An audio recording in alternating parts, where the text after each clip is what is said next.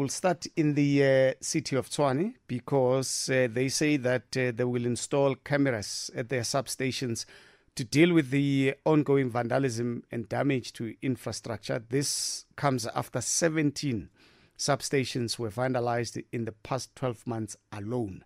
9 of those were vandalized in the past 5 months, and they are up to here. They are at their wits' end, if you will, and they've decided to install CCTV cameras. Hans Kutsia is MMC for community safety in the city of Tshwane and joining me on the line. Hans, am I telling the truth and nothing but the whole truth? You sound like a lawyer. Good afternoon, TK. No, you are correct. I'm very well. How are you? I'm good, thank you. So you've put up CCTV cameras. Tell us more about it, please, because I think what you've been dealing with here sounds like a deliberate sabotage. I mean, 17 substations just in the last 12 months being vandalized. Yeah, since I came into the office as the MMC for community safety in October last year, we started looking at different options because of the vandalism. In fact, I just went past now on my way home from Pretoria West. I went past on the Winnengrens Road, and I've counted about 100 electricity poles that have been cut off 1 meter above the soil. So they just cut them for the sake of cutting them. But when it comes to the CCTV cameras, what we have done, we've actually started, we call it the intergovernmental relations with the province. The city planning department has already approved, I think it's 16 way leaves. So there will be high-mass cameras installed on all our main routes coming in and out of the city, even into the rural areas. But then also, previously the city had about 319 cameras, but since September 2019, they were inactive, but we need to revive them.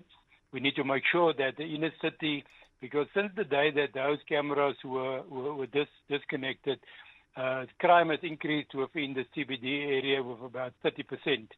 But with this, the Interdepartmental Bylaw Enforcement Committee that we've established, it's actually really making such a big difference when it comes to all kinds of crime that even in the province, the MEC and even the Premier has adopted the model.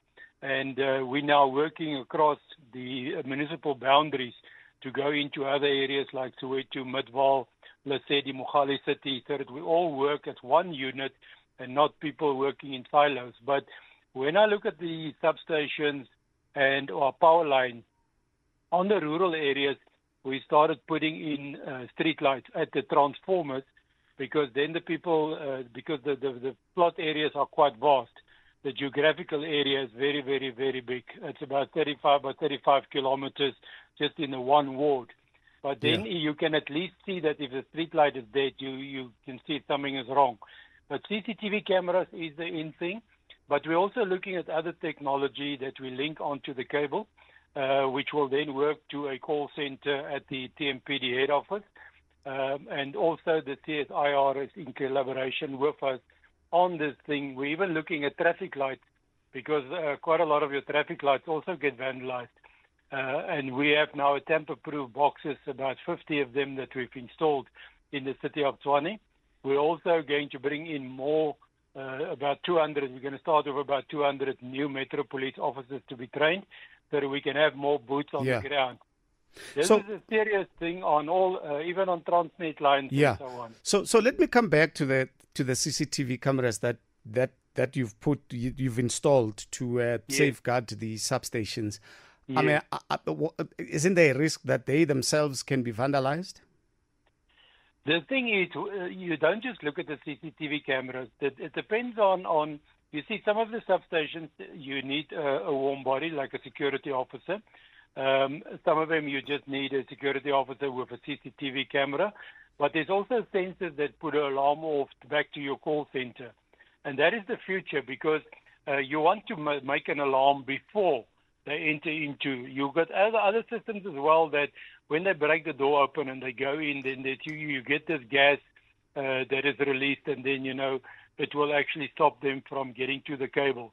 But one very important thing I want to mention is that we've actually requested the province to send a letter to Parliament, because I think that doesn't help we just solve the smaller issues, but we don't go to the root cause of the problem. My suggestion was that we send a letter to the President in Parliament that they can then take copper and register it as a precious metal. So then you deal with it in the same manner as what you deal with the diamonds and other materials. Yeah. So then you're actually speaking to the root cause. Because we catch the little guy in the street that wants to make 200 rand. But the real dealers, the scrapyard dealers that is not licensed, that's where our problem is lying. And it becomes such a lucrative business because the last I heard was they're charging about 26 to 28 rand a kilo of copper. So we've changed over to other systems as well, not just cameras. We're using other technology as well that we want to install on the cable so that if there's any movement, then it sends a signal to, and you've got a reactive team that then basically can run and stop the people instead of just having warm bodies, because nowadays they even come with big guns and then they hold the people up at the substations. Are you saying to us at this stage you have not located the people that are buying from the little guys that you've referred to are trying to make 200 rands? We have already picked up, because remember we got a cable theft unit as well, and we had very good successes. On a daily basis, they're getting successes, but it is still a challenge, especially in your larger geographical areas, more towards your rural areas where people come, and then we've got a challenge. Now, we were fortunate with the one in Laudium where there was security guards, but then unfortunately it was some of the officials as well. And, you know, when the officials come in there with their vehicles, then they think, but, you know, the people are coming to work. But in the meantime, they were loading 2 of our 11 kV transformers. But we were fortunate with our cable theft unit to stop them before they could leave the property.